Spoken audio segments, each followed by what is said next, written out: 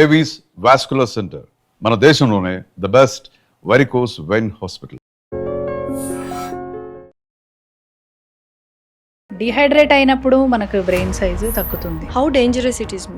అసలు చిన్న చిన్న హెడేక్స్ని మనము ఇగ్నోర్ చేయొచ్చా? మోస్ట్ కామన్గా మనం చూసే హెడేక్స్ టెన్షన్ హెడేక్స్ కానీ మైగ్రేన్ హెడేక్స్ కానీ ఉంటాయి. కాకపోతే హెడేక్ విషయంలో మనం ఎప్పుడు వర్రీ అవ్వాలి అంటే ఆపరేషన్స్ జరిగినప్పుడు వామిటింగ్స్ అవ్వకూడదు, it will be very effective for brain అని. Is it a myth or fact? అది అసలు పొట్టలో అనుకోండి ఎక్స్పాన్షన్కి స్కోప్ ఉంటుంది. అదే బ్రెయిన్ చుట్టూ ఉన్న బోనీ స్ట్రక్చర్ కాబట్టి అది ఎక్స్పాండ్ అవ్వదు. ఏ చిన్న ప్రెషర్ పెరిగినా సరే it will show in the form of. Age wise ఎన్ని అవర్స్ స్లీప్ ఉండాలి మ్యామ్? ఏజ్ పెరిగే కొద్దీ స్లీప్ డ్యూరేషన్ కూడా తగ్గిపోతుంది. మ్యామ్ డీప్ స్లీప్లోకి వెళ్ళాలంటే ఏం చేయాలి మ్యామ్? 120 స్పీడ్లో వెళ్ళే కార్ని సడన్గా ఆపితే ఏమవుతుంది? పల్టీ కొడుతుంది. సో దాన్ని స్లో చేసి ఆపుతాం కదా, అలానే మన బ్రెయిన్ని కూడా థాట్స్ అనేవి రేస్ అవుతూ ఉంటాయి ఎప్పుడు కంటిన్యూస్గా. దాన్ని స్లో చేసి మెల్లగా ఆపాలి. దొండకాయ తింటే లెక్కలు రావంటుంటారు, బెండకాయలు తినాలి అంటారు. అలాంటి అన్హెల్దీ ఫుడ్స్ ఏమైనా ఉన్నాయా బ్రెయిన్ హెల్త్ డిటీరియేట్ చేయడానికి? అది మిత్ మనకి. కాకపోతే బెండకాయల్లో ఏంటంటే ఓక్రా అని ఒక జిగురు పదార్థం ఉంటుందన్నమాట. ఆ జిగురు పదార్థం వల్ల మన షుగర్ లెవెల్స్ అనేవి ఒక్కసారిగా స్పైక్ అవ్వకుండా స్లోగా గ్లూకోజ్ అనేది రిలీజ్ అవుతుంది, which is good for brain. Hello everyone, welcome to I dream. This is anchor Lasya Reddy. So చాలామంది బాడీలో ఉన్న అన్ని పార్ట్స్ని టేక్ కేర్ చేస్తారు, కానీ మనకు తెలియకుండా సడన్గా ఒక్క నిమిషంలో కొన్ని సెకండ్స్లో డ్యామేజ్ అయిపోతే చనిపోయేది మెయిన్ బ్రెయిన్. అండ్ వెరీ ఏమంటారు కాంప్లెక్స్తో కూడినటువంటి ఆర్గాన్ ఏదైనా ఉందంటే కూడా బ్రెయిన్ అనమాట. సో ఆ బ్రెయిన్ని ఎలా హెల్తీగా కాపాడుకోవాలి, అసలు హెడేక్స్ కానీ చిన్న చిన్న మైనర్ మిస్టేక్స్ మనం నెగ్లెక్ట్ చేయడం వల్ల బ్రెయిన్ స్ట్రోక్స్ వచ్చే అవకాశాలు ఉంటాయి. సో వీటన్నిటి గురించి, అసలు బ్రెయిన్ హెల్త్ గురించి చాలా క్లియర్గా ఎక్స్ప్లెయిన్ చేయడానికి మనతో పాటు ఉన్నారు న్యూరాలజిస్ట్ డాక్టర్ సుమతి రెడ్డి గారు. నమస్కారం సుమతి గారు. నమస్తే అండి. ఎలా ఉన్నారు? నేను బాగున్నానండి, మీరు ఎలా ఉన్నారు? I'm good to. మ్యామ్ నిజంగానే బ్రెయిన్ అనేది ఎంత కాంప్లెక్స్ ఆర్గాన్ కదా మ్యామ్. మనము అసలు దాన్ని హెల్దీగా కాపాడుకోగలమా? ఇప్పుడు కళ్ళు, కిడ్నీస్, గుండె అంటే కొన్ని కొన్ని స్పెసిఫికేషన్స్ ఉంటాయి, బట్ బ్రెయిన్కి అలా ఉన్నాయా? యా, డెఫినెట్గా ఉంటాయి కదా. మనం జనరల్గా ఈ మిగతా ఆర్గాన్స్కి ఏవైతే రిస్క్ ఫ్యాక్టర్స్ ఉంటాయో అలాగే బ్రెయిన్కి కూడా రిస్క్ ఫ్యాక్టర్స్ అనేవి ఉంటాయి అన్నమాట. మెయిన్గా వాస్కులర్ రిస్క్ ఫ్యాక్టర్స్ వచ్చి BP, sugar, smoking, alcohol, stress, ఇలాంటివన్నీ కూడా మిగతా ఆర్గాన్స్ని సప్లై చేసే బ్లడ్ వెజల్స్ని ఎలా డ్యామేజ్ చేస్తాయో మనకు బ్రెయిన్కి సప్లై చేసే బ్లడ్ వెజల్స్ కూడా అలాగే డ్యామేజ్ చేస్తాయి అన్నమాట. సో మనం వాటన్నిటిని టేక్ కేర్ చేయాలి. దాంతోపాటు good sleep is important and nutrition, everything. మేము ముఖ్యంగా బ్రెయిన్కి కావాల్సిన వెరీ గుడ్ ఆక్సిజన్ అనొచ్చు, లేకపోతే గుడ్ ఫుడ్ ఏంటి మ్యామ్? బ్రెయిన్కి చాలా ఇష్టమైన థింగ్ అంటే డెఫినెట్లీ స్లీప్ అనే చెప్తాను నేను. Okay. Yeah, sleep will repair your brain. So day అంతా మన బ్రెయిన్ యాక్టివ్గా ఉంటుంది కదా, సో దానికి మనకు రెస్ట్ ఇవ్వాలి. రెస్ట్ ఇచ్చినప్పుడే it will repair itself. And ఈ డే అంతా యాక్టివ్గా ఉండడం వల్ల ఫామ్ అయిన టాక్సిన్స్, మెటబాలిక్ వేస్ట్ ప్రోడక్ట్స్, ఇవన్నీ కూడా నైట్ డీప్ స్లీప్లోనే మన బ్రెయిన్ క్లెన్స్ చేసుకుంటుంది. సో అప్పుడు క్లీన్ అయిపోయి పొద్దున కల్లా ఫ్రెష్ అవుతుంది అనమాట. సో నేను ఎక్కడో విన్నాను, మనం everyday day to day human beings 60,000 థాట్స్ని మనం క్యారీ చేస్తూ ఉంటాము అని. ఆ 60,000 థాట్స్ ఒక్కసారిగా మనం నిద్రలోకి వెళ్ళిపోతే జీరో అయిపోతాయి thoughts, but still we are thinking. Yeah, when you are stressed out, బాగా స్ట్రెస్డ్ అవుట్ అయిపోయినప్పుడు మన బ్రెయిన్ మనం పడుకున్నాక కూడా వాటి గురించి ఆలోచిస్తూ ఉంటుంది. అవి మనకి కలల రూపంలో అలా రావడం, మళ్ళీ మధ్యలో సడన్గా మెలకు వచ్చినప్పుడు వెంటనే ఆ థాట్స్ అన్నీ మనకు రీఎంటర్ అయిపోవడం, ఇలా జరుగుతూ ఉంటుంది అనమాట. ఓకే మ్యామ్, డీప్ స్లీప్లోకి వెళ్ళాలంటే ఏం చేయాలి మ్యామ్? ఎందుకంటే ఇప్పుడున్న టెన్షన్స్కి అసలు చాలామందికి డీప్ స్లీప్ రావట్లేదు. పడుకున్నామా అంటే ఎవరు పిలిచినా, మాట్లాడినా, తట్టినా లేచేస్తున్నాము. డీప్ స్లీప్లోకి వెళ్ళాలంటే what we have to do just before going to bed? Good sleep hygiene. Good sleep hygiene. Sleep hygiene is very important. ఏంటి మ్యామ్ స్లీప్ హైజీన్? నేను వినలేదు, కొత్తగా ఉంది. అవునా? స్లీప్ హైజీన్ అంటే మనం పడుకునే ముందు మనం ఫాలో అయ్యే రొటీన్. ఓకే. 1 అవర్ ముందు స్క్రీన్ ఆపేయడం, 2 అవర్స్ ముందు లిక్విడ్స్ ఆపేయడం, 3 అవర్స్ ముందు సాలిడ్స్ తినడం ఆపేయడం, అది చెయ్యాలి ఫస్ట్. తర్వాత ఒక డైలీ రొటీన్ లాగా సెట్ చేసుకోవాలి. మన బ్రెయిన్కి మనం అంటే లైక్ మెల్లగా, ఇప్పుడు కంటిన్యూస్గా వర్క్ చేస్తూ ఉంటుంది బ్రెయిన్. సడన్గా ఆపేసి స్విచ్ ఆఫ్ చేసినట్టు ఆఫ్ చేయమంటే అది ఆఫ్ అవ్వదు అనమాట. సో మనం కొన్ని సిగ్నల్స్ ఇవ్వాలన్నమాట. కొంచెం అప్పుడే ల్యూక్ వామ్ వాటర్తో స్నానం చేసుకోవడం, తర్వాత ఏదైనా చిన్న లైట్ మ్యూజిక్ పెట్టుకోవడం, బుక్ చదవడం. సో మనం బ్రెయిన్ ప్రిపేర్ చేస్తున్నాం అనమాట. We are slowing it down slow చేసి మెల్లగా ఆపాలి. మనం ఇంతకుముందు కొన్ని వీడియోస్లో కూడా చెప్పాను అనమాట, 120 స్పీడ్లో వెళ్ళే కార్ని సడన్గా ఆపితే ఏమవుతుంది? పల్టీ కొడుతుంది. సో దాన్ని స్లో చేసి ఆపుతాం కదా, అలానే మన బ్రెయిన్ని కూడా థాట్స్ అనేవి రేస్ అవుతూ ఉంటాయి ఎప్పుడు కంటిన్యూస్గా, దాన్ని స్లో చేసి మెల్లగా ఆపాలి. సో ఒక స్లీప్ హైజీను, స్లీప్ రొటీను అనేది చాలా ఇంపార్టెంట్ అనమాట. ఓకే. సో అండ్ అది కాకుండా గుడ్ స్లీప్ రావాలి అంటే మనం నాయిస్ లేకుండా చూసుకోవాలి పడుకున్నప్పుడు, టెంపరేచర్ ఆప్టిమమ్గా ఉండాలి, రూమ్ టెంపరేచర్. ఓకే. సో ఇవన్నీ చూసుకుంటేనే మనము మంచి నిద్ర అనేది వస్తుందన్నమాట. సో ఏజ్ వైజ్ ఎన్ని అవర్స్ స్లీప్ ఉండాలి మ్యామ్ ఖచ్చితంగా? చిన్నపిల్లలకి చాలా ఎక్కువ స్లీప్ అవసరం ఉంటుంది. మనం అడల్ట్స్లో అయితే 7 to 8 hours of sleep is enough. Okay. అంటే అంతకంటే చిన్నపిల్లలు ఒక తక్కువ 10 అయినా అవర్స్ ఉండొచ్చు. 9 to 10 hours ఉండాలి చిన్నపిల్లల్లో. మరి ఇన్ఫాంట్స్ అలాంటి వాళ్ళకైతే ఆల్మోస్ట్ more వాళ్ళు than 12 hours 12 to కూడా 16 hours కూడా పడుకుంటారు. మనం పెరిగే కొద్దీ స్లీప్ రిక్వైర్మెంట్ తగ్గుతూ వస్తుంది. మోస్ట్ ఆఫ్ ద అడల్ట్స్లో అయితే 7 to 8 hours is enough. And elderly people అయితే 6 అవర్స్ కూడా ఓకే అని చెప్తున్నారు. వాళ్ళకి కూడా తక్కువ ఉంటుంది స్లీప్ రిక్వైర్మెంట్. వాళ్ళకి నిద్ర అంటే హార్మోనల్ చేంజెస్ కానివ్వండి, ఏజ్ రిలేటెడ్ చేంజెస్ కానివ్వండి, వాళ్ళని ఎక్కువసేపు డీప్ స్లీప్లోకి వెళ్ళనివ్వదు అనమాట. ఏజ్ పెరిగే కొద్దీ స్లీప్ డ్యూరేషన్ కూడా తగ్గిపోతుంది. మ్యామ్ ఏదో ఒక చిన్న హెడేక్ వచ్చిందంటే నెగ్లెక్ట్ చేస్తూ ఉంటాము, బట్ ఆ హెడేక్ బ్రెయిన్ స్ట్రోక్కి కారణం అవ్వచ్చు, లేకపోతే బ్రెయిన్ డ్యామేజ్ అవ్వడానికి కారణం అవ్వచ్చు అన్న విషయం ఎప్పుడు రియలైజ్ అవుతాము? అసలు చిన్న చిన్న హెడేక్స్ని మనము ఇగ్నోర్ చేయొచ్చా? హెడేక్ అనేది చాలా కామన్ ప్రాబ్లమ్. యాక్చువల్లీ మనం హెడేక్స్ని ఇగ్నోర్ చేయకూడదు అంటే మేబీ చాలా మంది ప్యానిక్ అయిపోతారేమో. డెఫినెట్లీ మైగ్రేన్ వస్తుంటుంది. It is a part and parcel of our life అయిపోతుంది మైగ్రేన్ అయితే. హెడేక్ రాని వాళ్ళంటూ అసలు ఎవరు ఉండరు నాకు తెలిసి. కానీ మోస్ట్ కామన్గా మనం చూసే హెడేక్స్ టెన్షన్ హెడేక్స్ కానీ మైగ్రేన్ హెడేక్స్ కానీ ఉంటాయి. కాకపోతే హెడేక్ విషయంలో మనం ఎప్పుడు వర్రీ అవ్వాలి అంటే మన nature of the headache change అయింది అనుకోండి, అప్పుడు మనం వర్రీ అవ్వాలి. మనకు మెయిన్గా ఈ ఏరియాలో ఎవ్రీడే ఈవినింగ్ టైమ్స్ వస్తుంది అనుకోండి హెడేక్, ఒకరోజు డిఫరెంట్ హెడేక్ వచ్చింది అనుకోండి, ఎక్కువ సివియారిటీలో వేరే లొకేషన్లో వెనక వైపు కానీ లేకపోతే ఒక వైపు కానీ సడన్గా సివియర్గా వస్తే then you have to worry about it.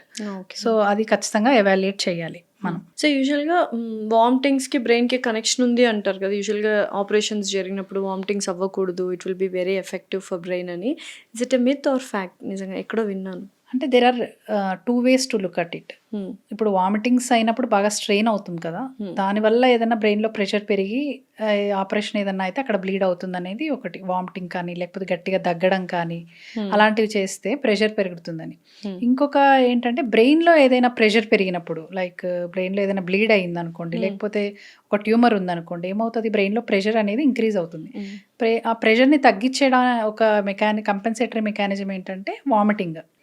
అంటే హెడేక్, బ్లరింగ్ ఆఫ్ విజన్, ఇవన్నీ కూడా సైన్స్ ఆఫ్ రైజ్డ్ ఐసీపీ అంటాం మేము మెడికల్ టర్మినాలజీలో. అంటే బ్రెయిన్లో ప్రెషర్ పెరిగినప్పుడు ఈ సైన్స్ అన్ని బయటకు వస్తాయి, హెడేక్, వామిటింగ్స్, కంటి చూపు తగ్గిపోవడం ఇలాగా. సో వామిటింగ్స్ రికరెంట్గా అవుతున్నాయి, దాంతోపాటు మనకి హెడేక్ వస్తుంది, కంటి చూపు ఏమైనా తగ్గుతోంది అంటే we should get it evaluated, అంతే స్కాన్ చేసుకొని బ్రెయిన్లో ఏమైనా ప్రాబ్లం ఉందనేది కంపల్సరీ. సో ఇవన్నీ సైన్స్ అనమాట, vomitings, headaches, blurring of vision అన్ని బ్రెయిన్లో సంథింగ్ ఏదో చేంజ్ జరుగుతుంది అనేది. బ్రెయిన్ అనేది స్కల్ లోపల ఉంటుంది. స్కల్ అంటే బోన్ అనమాట. అది బోన్ అది ఎక్స్పాండ్ అవ్వదు మనకు. అది అసలు పొట్టలో అనుకోండి ఎక్స్పాన్షన్ కి స్కోప్ ఉంటుంది, పొట్ట చుట్టూ అంత బోనీ స్ట్రక్చర్ ఏముండదు.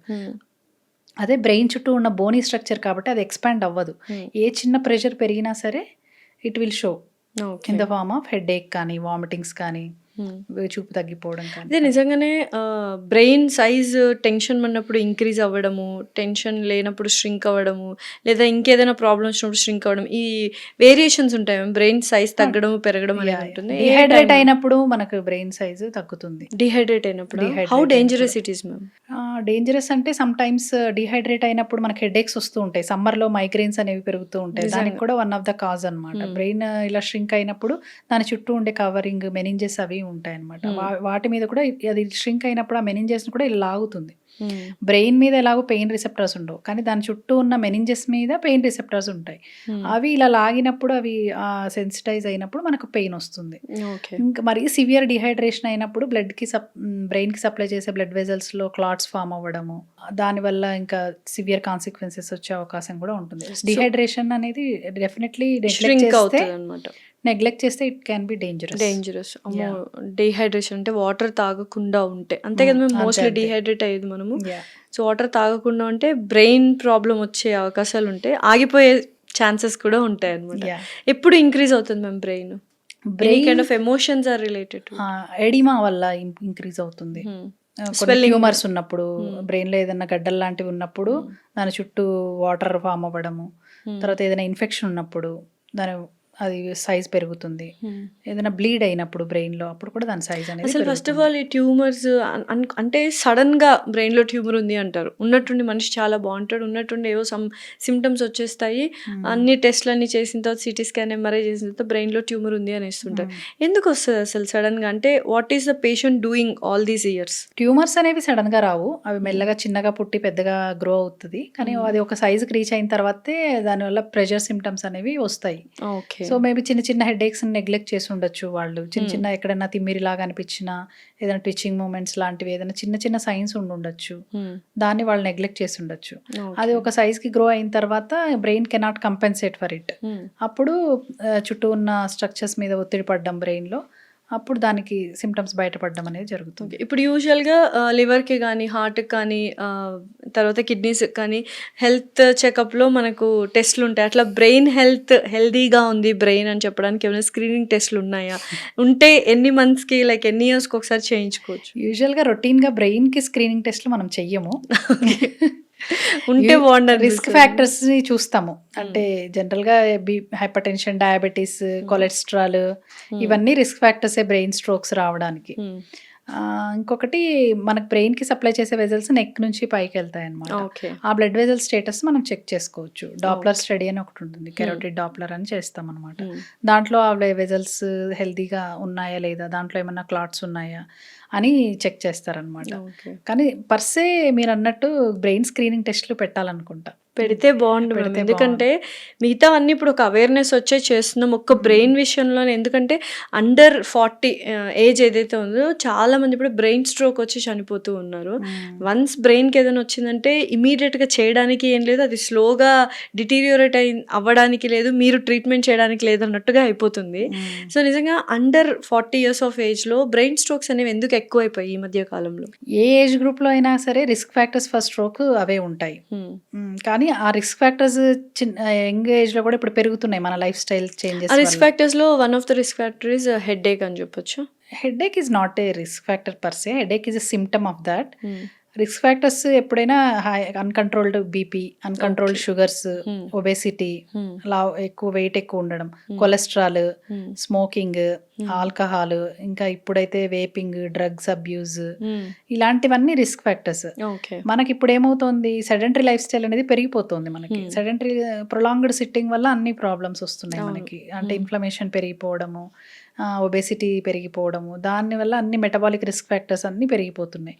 సో దానివల్ల ఇండైరెక్ట్గా it is causing more number of strokes కానీ, హార్ట్ అటాక్స్ కానీ, ఇవన్నీ పెరిగిపోవడానికి కారణం మన లైఫ్ స్టైల్ అండ్ పొల్యూషన్ పెరిగిపోతుంది. మనకి అన్హెల్దీ ఫుడ్ హ్యాబిట్స్, జంక్ తింటాము, ఎక్కువ తింటారు, అవైలబిలిటీ పెరిగిపోయింది, పర్చేసింగ్ కెపాసిటీ పెరిగిపోయింది, ఎక్సర్సైజ్ చెయ్యరు, ఎవరు చెయ్యరు, స్ట్రెంత్ ట్రైనింగ్ అసలే చెయ్యరు.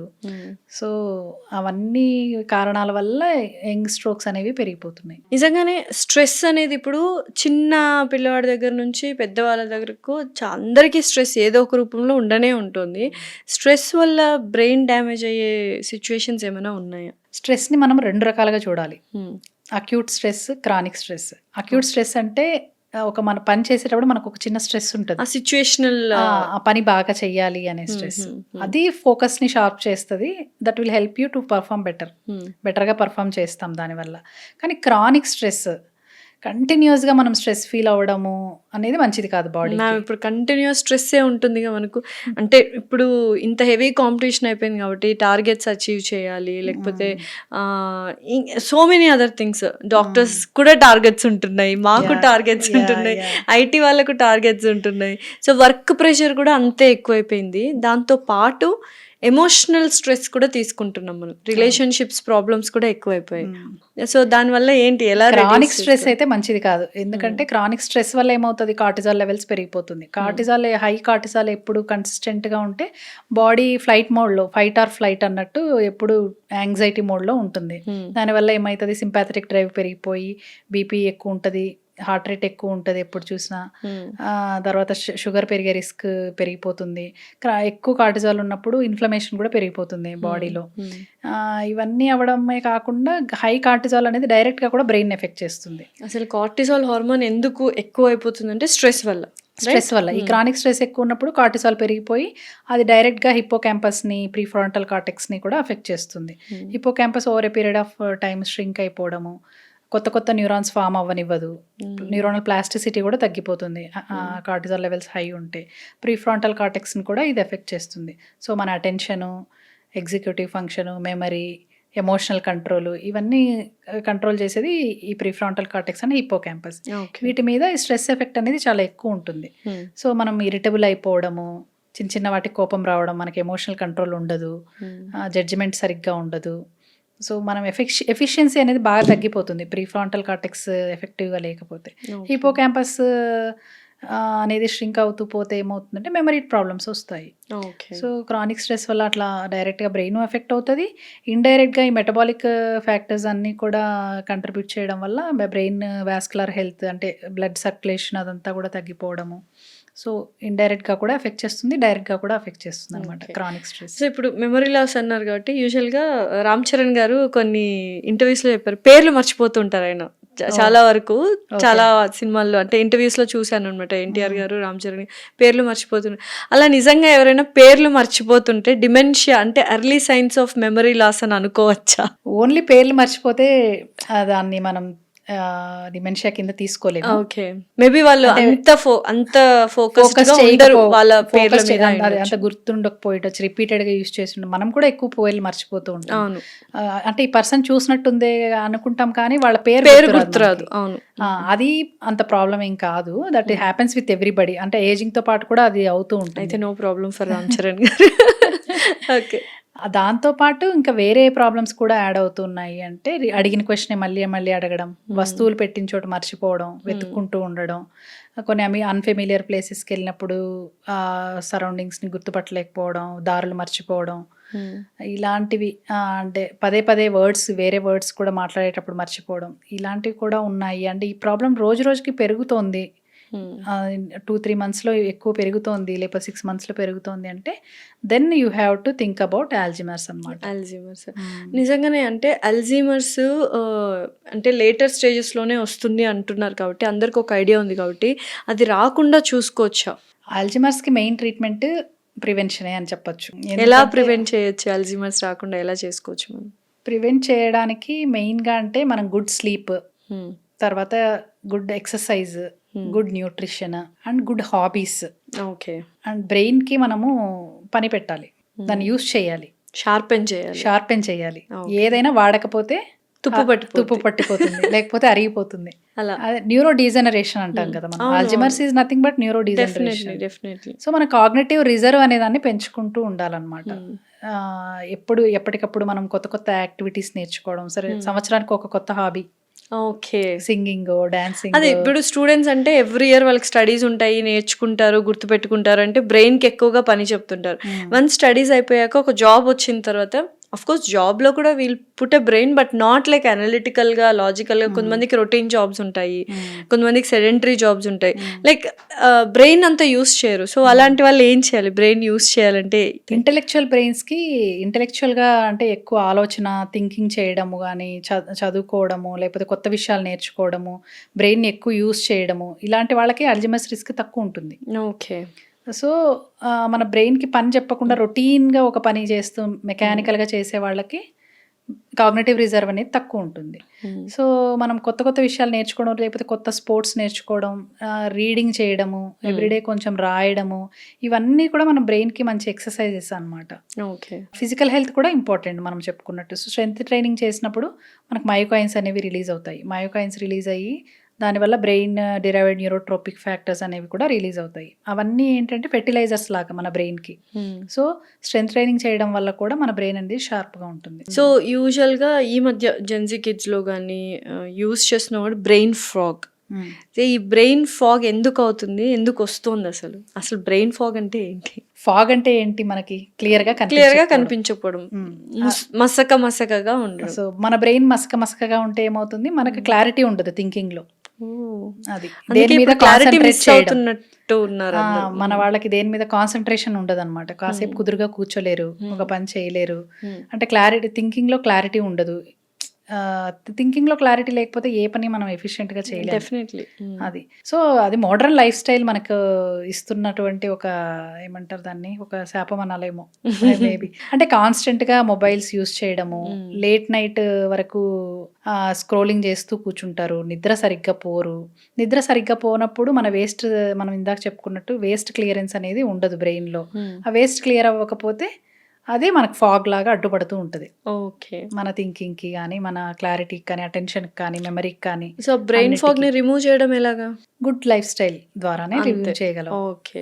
మనం ఖచ్చితంగా మంచిగా 7-9 అవర్స్, 7-8 అవర్స్ మంచిగా పడుకోవడం, రైట్ అమౌంట్ ఆఫ్ వాటర్ తాగడం, రైట్ న్యూట్రిషన్, తర్వాత ఎక్సర్సైజ్, ఇవన్నీ చేసి మన డిమెన్షియా రిస్క్ని ఎలాగైతే తగ్గించుకుంటామో బ్రెయిన్ ఫాగ్ను కూడా అంతే. బ్రెయిన్ ఫాగ్ అనేది మనకి ఇప్పుడు ఇమీడియట్గా కనబడుతున్నది. వీటిని నెగ్లెక్ట్ చేస్తూ పోతే చివరికి మనకు వచ్చేది డిమెన్షియానే. Dementia and Alzheimer's. ఇది brain fog is an early warning sign okay. That you have to change your lifestyle. ఇప్పుడు దానికి యాక్ట్ చేయకపోతే it will later lead to Alzheimer's or other dementias అనమాట. బ్రెయిన్ హెల్త్ ఫుడ్స్ ఏంటి ma'am? ఏదైనా ఒక 5 types చెప్పగలరా? ఇవి తింటే బ్రెయిన్ కి చాలా మంచిది అన్నట్టు. ఒక్క ఫుడ్ అని కాకుండా హోలిస్టిక్గా మనం మంచి డైట్ తీసుకోవడం అనేది important. Balanced diet, okay. Good amount of protein, good amount of fats, right fats and fibre, carbs right అమౌంట్లో తీసుకోవడం, యాంటీఆక్సిడెంట్స్ అంటే మంచి బెర్రీస్, ఫ్రూట్స్, వీటిలో యాంటీఆక్సిడెంట్స్ ఉంటాయి. వెజిటబుల్స్ వీటిల్లో, తర్వాత వాల్నట్స్, అవకాడోస్, ఓకే. వీటిలో గుడ్ ఫ్యాట్స్ ఉంటాయి. ఒమేగా 3 ఫ్యాటీ యాసిడ్స్ అలాంటివి మంచిగా ఉండే ఫుడ్ లైక్ ఆయిలీ ఫిష్ అంటాం మనం, salmons and sardines, I think tunas, వాటిలో గుడ్ ఫ్యాట్స్ అనేవి ఉంటాయి, ఒమేగా 3 ఫ్యాటీ యాసిడ్స్. సో యూజువల్గా అంటే హెల్దీ ఫుడ్స్ అయిపోయాయి and which are unhealthy foods for brain. ఇవి తీసుకుంటే మన బ్రెయిన్ అంటే ఇప్పుడు దొండకాయలు తింటే నాలుక మందం అయిపోతుంది అన్నట్టు అంటూ ఉంటారు. దొండకాయ తింటే లెక్కలు రావు అంటుంటారు. బెండకాయలు తినాలి అంటారు. అలాంటి అన్హెల్దీ ఫుడ్స్ ఏమైనా ఉన్నాయా బ్రెయిన్ హెల్త్ డిటీరియేట్ చేయడానికి? కాదు, అన్ని వెజిటబుల్స్ అండ్ లీఫీ వెజిటబుల్స్, ఆకుకూరలు, కూరగాయలు హెల్దీ ఫుడ్సే. దొండకాయలు అలా ఏం ప్రాబ్లం కాదు. That is also good vegetable only. అది మిత్ మనకి, దొండకాయలు తింటే బ్రెయిన్ షార్ప్గా ఉండదు అని. కాకపోతే బెండకాయల్లో ఏంటంటే ఓక్రా అని ఒక జిగురు పదార్థం ఉంటుందన్నమాట. ఆ జిగురు పదార్థం వల్ల మన షుగర్ లెవెల్స్ అనేవి ఒక్కసారిగా స్పైక్ అవ్వకుండా స్లో గ్లూకోజ్ అనేది రిలీజ్ అవుతుంది, which is good for brain. మేము యూజువల్గా ఇప్పుడు చాలామంది జిమ్ చేస్తూ కూడా కార్డియాక్ అరెస్ట్తో చనిపోతున్నారు. అండ్ జిమ్ చేస్తున్న వాళ్ళకి బ్రెయిన్ స్ట్రోక్స్ కూడా వస్తున్నాయి. అంటే హెల్దీగా ఉంటున్నారు, హెల్దీ లైఫ్ స్టైల్ లీడ్ చేస్తున్న వాళ్ళకి కూడా బ్రెయిన్ ఇష్యూస్ వస్తున్నాయి. ఎందుకు? జిమ్ చేయడం అనేది రైట్ వేలో జిమ్ చేయడం కూడా ఇంపార్టెంట్. రైట్ టెక్నిక్ యూస్ చేయడం, రైట్ బ్రీతింగ్ ప్యాటర్న్ ఉంటుంది జిమ్ చేసేటప్పుడు. కొంతమంది వెయిట్స్ కూడా గ్రేడెడ్గా చేయాలి, అంటే తక్కువ వెయిట్ స్టార్ట్ చేసి ఇంక్రీజ్ చేసుకుంటూ వెళ్ళడం, అలా చేయాలన్నమాట. అలా కాకుండా ఒకేసారి ఈగో లిఫ్టింగ్ లాగా ఒకేసారి నేను ఎక్కువ చేస్తానని చేయడం, సరిగ్గా బ్రీతింగ్ టెక్నిక్ సరిగ్గా చేయకపోయినా కొన్నిసార్లు ఏమవుతుందంటే ఆ ప్రెషర్ ఫ్లక్చుయేషన్స్ అనేవి, ఇప్పుడు మనము జిమ్ చేసేటప్పుడు వెయిట్స్ లిఫ్ట్ చేస్తాం. వెయిట్స్ లిఫ్ట్ చేసేటప్పుడు మనకి ఏమవుతుందంటే చెస్ట్ లోపల ప్రెషర్ పెరుగుతుంది. ఆ ప్రెషర్ అనేది కరెక్ట్గా బ్రీతింగ్ అండ్ బ్రీత్ అవుట్ చేయకపోతే సడన్గా బీపీ హై అవ్వడం కానీ లో అవ్వడం కానీ జరుగుతుంది. అలా సడన్గా హై అయినప్పుడు కొన్నిసార్లు బ్లడ్ వెజల్స్ లోపల టేర్ అవ్వడం, దానివల్ల క్లాట్స్ ఫామ్ అయ్యి స్ట్రోక్స్ రావడం, కొలాప్స్ అవ్వడం, ఇలాంటివి మనం చూస్తున్నాం ఈ మధ్య కాలంలో. Maybe the right technique is important అనుకుంటా. అలాగని మనం ఇలాంటివి స్ప్రెడ్ చేస్తే జిమ్ చేయడమే అన్హెల్దీ ఏమో అని ఆపేస్తారు. ఓవరాల్ గా జిమ్ చేయడం అనేది చాలా మంచిది, కాకపోతే రైట్ వేలో చేయడం అనేది ఇంపార్టెంట్. ఓకే. సో ఈ మధ్య చాలా మందికి బ్లడ్ ప్రెషర్ ఎక్కువైపోతుంది. హైపర్ టెన్షన్ అనేది very common life style disorder condition లాగా అయిపోతుంది మ్యామ్. సో అలాంటప్పుడు బ్రెయిన్కి బాగా ఎఫెక్ట్ అవుతుంది, బ్రెయిన్ స్ట్రోక్ వస్తుంది అంటున్నారు. దానివల్ల ప్రెషర్ ఎక్కువైనప్పుడు స్కల్ని కట్ చేస్తున్నారు, క్రేనియోటమీ అంటున్నారు కదా. ఏంటి ఆ ప్రాసెస్? నిజంగానే బ్రెయిన్ ఎన్లార్జ్ అయ్యి ప్రెషర్ ఎక్కువైపోయినప్పుడు అది కట్ చేస్తే తర్వాత ఏంటి పరిస్థితి? మనం చెప్పుకున్నాం కదా, స్కల్ అనేది రిజిడ్ స్ట్రక్చర్ అని. ఎక్కువ ప్రెషర్ని తీసుకోలేదు. బ్రెయిన్లో బ్లీడ్ అవ్వడం కానీ లేకపోతే వాపు రావడం కానీ అయినప్పుడు ఒత్తిడి ఎక్కువైపోయి చిన్న మెదడు మీద ఎఫెక్ట్ పడుతుంది. చిన్న మెదడు మీద మెయిన్ మన వైటల్ సెంటర్స్ అనేవి ఉంటాయి, బ్రీతింగ్కి కానీ మన హార్ట్ ప్రాపర్గా ఫంక్షన్ చేయడానికి కానీ. సో వైటల్ స్ట్రక్చర్ మీద ఎఫెక్ట్ పడితే మనిషి చనిపోయే అవకాశం ఉంటుంది కాబట్టి ఓకే. ఆ ప్రెషర్ని తీసేయడానికి ఒక పార్ట్ ఆఫ్ ద స్కల్ని మనం తీసేస్తాం ఆపరేషన్ చేసి. దాన్ని క్రేనియాటమీ అంటారు. ఓకే. అక్యూట్ కండిషన్ అనేది తగ్గిపోయిన తర్వాత, ఆ ప్రెషర్ అనేది తగ్గిపోయిన తర్వాత మళ్ళీ తీసి దాన్ని రీప్లేస్ చేస్తారనమాట. అప్పుడు ఆ స్కల్ని కూడా మన బాడీలోనే ప్రిజర్వ్ చేస్తారు అని విన్నాను. అబ్డామెన్ కింద స్కిన్లో పెడతారు, తీసి మళ్ళీ దాన్ని ఆపరేట్ చేసేస్తారు. ఇప్పుడు మన మామూలుగా చేయి విరిగినప్పుడు బోన్ ఎలా అతుక్కుంటుందో అలా అతుక్కుంటుంది, లైక్ అబ్జార్బ్ అయిపోతుంది. అబ్జార్ప్షన్, బోన్ అబ్జార్ప్షన్ లాగా అయిపోతుంది. ఓకే. సో యూజువల్గా చాలామంది కళ్ళు తిరిగి పడిపోతూ ఉంటారు, లేదా ఆక్సిజన్ సప్లై ఉండక కళ్ళు తిరిగి పడిపోతుంటారు అని చెప్తుంటారు. అప్పుడు బ్రెయిన్లో ఏమైనా చేంజెస్ జరుగుతుంటాయి? It is related, fainting and brain issues are related. బ్రెయిన్కి బ్లడ్ సప్లై జరగనప్పుడు ఆటోమేటిక్గా కాన్షియస్నెస్ అనేది లూజ్ అవుతుంది. సో లాంగ్ స్టాండింగ్ ఉండి ఆ gravity pull towards blood circulation ఉంటాయి, మెనీ రీజన్స్ ఉంటాయి. అది వన్ ఆఫ్ ద రీజన్స్. కొంతమందిలో బీపీ డ్రాప్ అవుతూ ఉంటుంది, కొంతమందిలో ఏమైనా కార్డియాక్ కండిషన్స్ ఉంటాయి, దానివల్ల హార్ట్ సరిగ్గా పంప్ చేయలేకపోవడం కానీ, లేకపోతే ఏమైనా బీట్స్ స్కిప్ అయినప్పుడు కూడా బ్లడ్కి బ్రెయిన్ సర్క్యులేషన్ సరిగ్గా అవ్వకపోతే అప్పుడు మనకి సింకోప్ అంటాం అనమాట దాన్ని. మేము ఇప్పుడు కళ్ళు తిరిగి పడిపోతుంటారు యూజువల్గా చాలా మంది, లైక్ వీక్గా ఉన్న వాళ్ళు కావచ్చు వాళ్ళు. ఇప్పుడు ఇమీడియట్గా చుట్టుపక్కల ఉన్న వాళ్ళు ఏం చేయాలి, ఏం చేయకూడదు? ఫస్ట్ అందరు గుమికూడకూడదు. ఫస్ట్ అదే చేస్తారు మన వాళ్ళు. కళ్ళు తిరగగానే అందరు వచ్చి పొలవని చూస్తుంటారు ఏమైందా. అందరు చుట్టూ చేరడం వల్ల ఇంకా కొంచెం వాళ్ళకి ఆక్సిజన్ అనేది అందకుండా పోతుంది. ఇంకా కొంచెం సేపు ఎక్కువసేపు వాళ్ళు అన్కాన్షియస్ అయ్యే ఛాన్స్ ఉంటుంది అనమాట. కొంచెం గాలి ఆడనివ్వాలి వాళ్ళకి. కొంచెం వాటర్ ఫేస్ మీద చల్లి లేపడం వరకు ఓకే, కానీ వాటర్ తాపించడం, అన్కాన్షియస్గా ఉన్న వాళ్ళకి మనం ఫుడ్ కానీ వాటర్ కానీ ఇవ్వకూడదు. ఎందుకంటే అది లంగ్స్లోకి వెళ్ళి ఆస్పిరేషన్ అయ్యే ఛాన్స్ అనేది ఎక్కువ ఉంటుంది. ఫస్ట్ ఫెయింట్ అవగానే మొహం మీద నీళ్ళు చల్లుతారు కదా, అది ఓకే? అది ఓకే, కొంచెం అలర్ట్నెస్ రావడం కోసం ఓకే. అక్కడ వరకు ఓకే, కానీ నీళ్ళు బలవంతంగా అంటే అన్కాన్షియస్గా ఉన్నప్పుడు తాగించకూడదు. వాళ్ళు కాన్షియస్నెస్ లోకి రావడానికి లే డౌన్ చేయాలా? ఫ్లాట్గా పడిపోయి ఉంటారు కదా, ఇంకా ఆల్రెడీ ఫెయింటింగ్ పడిపోయి ఉంటారు. లై డౌన్ పొజిషన్ లోనే ఉంచాలి, కొంచెం వాటర్ అది చల్లాలి. తర్వాత హార్ట్ బీట్ ఉందా లేదా చెక్ చేయాలి, పల్స్ ఉందా లేదా చెక్ చేయాలి. ఒకవేళ హార్ట్ బీట్ అనేది లేకపోతే సిపిఆర్ చేయాలి. ఓకే. కొంతమందికి పడిపోయినప్పుడు ఫిట్స్ కూడా వస్తూ ఉంటాయి. ఓకే. ఫిట్స్ వచ్చినప్పుడు మనిషిని ఒకవైపుకి తిరిగి పడుకోబెట్టాలి, వాళ్ళని కొట్టుకోనికుండా రెస్ట్రెయిన్ చేయకూడదు. ఆ ఫిట్ అనేది ఆగిపోతుంది దాని అంతకదే. ఓకే. మనము చాలా మంది ఇప్పుడు సీజర్స్ ఫిట్స్ రాగానే తాళాలు గుర్తు చేతిలో పెట్టేస్తుంటారు, లేకపోతే మేబీ ఇక్కడైతే అడ్డు పెట్టచ్చు బికాస్ నాలుక కొరికేసుకుంటారేమో అని. బట్ ఈ తాళాలు గుర్తు పెట్టడం, నోట్లో వేలు అని అట్లా పెట్టకూడదు. ఓకే. క్లాత్ పెట్టడము అట్లాంటివి ఏం చేయకూడదు. నోట్లో కూడా ఏమీ పెట్టకూడదు. ఆ టైంలో ఏం పెట్టకూడదు. వాళ్ళని ఒకవైపు తిరిగి పడుకోబెడితే ఆ సెలైవా కానీ అదంతా లంగ్స్ లోకి వెళ్లకుండా ప్రివెంట్ అవుతుంది. అది ఒక ఫ్యూ మినిట్స్ లో ఆగిపోతుంది ఫిట్ అనేది. సో వాళ్ళని రెస్ట్రెయిన్ చేయడము, కొట్టుకోకుండా చేయడం, లేకపోతే కీ చైన్ పెట్టడం ఇలాంటివన్నీ చేయకూడదు. కానీ అన్నీ అవే చేస్తాం కదా సినిమాల్లో అయితే. ఇంకా అసలు ఫిట్స్ రాగానే ఫస్ట్ తాళాలు గుర్తు చేతిలో పెట్టి గట్టిగా పట్టేసుకుంటారు ఆపాలి అని చెప్పి. But that is totally wrong thing అన్నమాట. అవును, ఆ కీ చైన్ పెట్టినా పెట్టకపోయినా వాళ్ళు ఎలాగూ ఆగిపోతుంది అది. కానీ టైం నోట్ చేసుకోవాలి. 5 minutes కన్నా ఎక్కువసేపు ఉంది అంటే ఇట్స్ అన్ ఎమర్జెన్సీ. అంటే స్టేటస్ ఎపిలెప్టికస్ అని ఒక కండిషన్ ఉంటుంది. సో ఎక్కువసేపు అన్కంట్రోల్డ్ ఫిట్స్ వస్తే బ్రెయిన్ అనేది చాలా డ్యామేజ్ అయిపోతుంది. సో 5 minutes కన్నా ఎక్కువసేపు ఫిట్ కంట్రోల్ అవ్వకపోతే ఇమీడియట్ గా హాస్పిటల్కి తీసుకెళ్ళాలి. అసలు ఫిట్స్ ఎందుకు వస్తాయి మ్యామ్? బ్రెయిన్ లో ఎలక్ట్రికల్ యాక్టివిటీ పెరగడం వల్ల మనకు ఫిట్స్ అనేవి వస్తాయి అన్నమాట. ఏ కారణం వల్ల అయినా బ్రెయిన్ హైపర్ ఎగ్జైట్ అయిపోయి ఎక్కువ ఎలక్ట్రికల్ యాక్టివిటీ పెరిగిపోతే ఫిట్స్ అనేవి వస్తాయి. అన్ని ఒక్కసారి ఫిట్స్ వస్తే అవి పోవు, ఇంకా లైఫ్ లాంగ్ అలానే ఉంటాయి, అప్పుడప్పుడు వస్తుంటాయి సిమ్టమ్స్, వాళ్ళతో జాగ్రత్తగా వాళ్ళని కాపాడుకోవాలి అంటారు కదా. ఫిట్స్ అసలు కంప్లీట్గా మనము రిమూవ్ చేయలేమా? దానికి ఇంకా ఏం ట్రీట్మెంట్ కనుక్కోలేదా? ఫిట్స్ అనేది ఏ కారణం వల్ల వచ్చింది అనేది ఇంపార్టెంట్. కొంతమందికి బీపీ డౌన్ అవ్వడం వల్ల కానీ, షుగర్ లెవెల్స్ డౌన్ అవ్వడం కానీ, లేకపోతే ఎక్కువ షుగర్ లెవెల్స్ అవ్వడం వల్ల కానీ, లేకపోతే కాల్షియం తగ్గినా, లేకపోతే కాల్షియం లెవెల్స్ పెరిగినా, సోడియం లెవెల్స్ పెరగడము తగ్గడము, ఇలాంటి కండిషన్స్లో కూడా ఫిట్స్ వస్తాయి అన్నమాట. సో ప్రొవోక్డ్ సీజర్స్ అంటాం వాటిని. సో ఒక కారణం వల్ల వచ్చినవి అయితే ఆ కారణాన్ని మనం కరెక్ట్ చేసినప్పుడు ఫిట్స్ అనేవి ఆగిపోతాయి. కానీ కొన్ని కండిషన్స్లో ఫిట్స్ అనేవి లైఫ్ లాంగ్ ఉంటాయి. ఓకే. ప్రాపర్గా అది ఏ కారణం ఉండదు, ఓన్లీ ఎలక్ట్రికల్ యాక్టివిటీనే ఎక్కువ ఉంటుంది. సో వాళ్ళకి ఎప్పటికీ ఉంటాయి, కానీ మన మెడిసిన్స్తో కంట్రోల్ చేయొచ్చు చాలా వరకు. 70 to 80% of the times well కంట్రోల్డే ఉంటాయి ఫిట్స్ మెడిసిన్స్ తోటి. సో ఆ రకంగా మనం అది క్యూర్ చేయలేము అని చెప్పాల్సిన అవసరం లేదు. బీపీ షుగర్కి ఎలాగైతే ఒక మెడిసిన్ తోటి మనకు కంట్రోల్ ఉంటుందో, ఇవి కూడా అలా కంట్రోల్ అయితే బ్రెయిన్ డెడ్ అయినా కూడా మనిషి బతికే ఉంటాడు, అన్ని ఆర్గన్స్ వర్క్ అవుతుంటాయి, బట్ జస్ట్ బ్రెయిన్ డెడ్ అయి ఉంటుంది కోమాలో ఉన్నప్పుడు కూడా అలా అంటుంటారు కదా. నిజంగానే ఏం జరుగుతుంటుంది మ్యామ్ బ్రెయిన్లో వన్స్ బ్రెయిన్ డెడ్ అయిన తర్వాత? బ్రెయిన్లో యాక్టివిటీ అంతా ఆగిపోతుంది. ఎలక్ట్రికల్ యాక్టివిటీ అనేది బాగా తగ్గిపోతుంది. ఓన్లీ వైటల్ సెంటర్స్ మాత్రమే వర్క్ చేస్తూ ఉంటాయి. అంటే రెస్పిరేషన్కి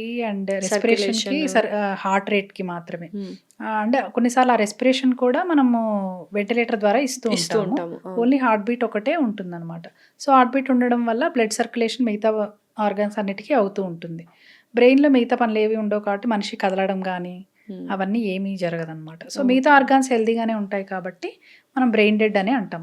సో వన్స్ బ్రెయిన్ డెడ్ అయినాక ఇంకా మనిషి బతకడు, మళ్ళీ తిరిగి వచ్చే ఛాన్సెస్ లేవు కాబట్టి ఆర్గన్స్ డొనేట్ చేస్తే బెటర్ అంటూ ఉంటారు. అవును, అంటే మిగతా ఆర్గాన్స్కి ఇంకా సర్క్యులేషన్ ఉండడం వల్ల అవి హెల్దీగానే ఉంటాయి కాబట్టి మనము బ్రెయిన్ డెడ్ అయిన వాళ్ళ ఆర్గాన్స్ అనేవి వేరే వాళ్ళకి ఇవ్వచ్చు. Okay ma'am, thank you so much ma'am. బోల్డ్ అని విషయాలు చెప్పారు అబౌట్ బ్రెయిన్, ఎలా హెల్తీగా ఉంచుకోవాలి, ఎటువంటి సిమ్టమ్స్ వస్తే జాగ్రత్తగా పడాలి అనేది. Thank you so much ma'am. Nice talking to you Lasya. Thank you.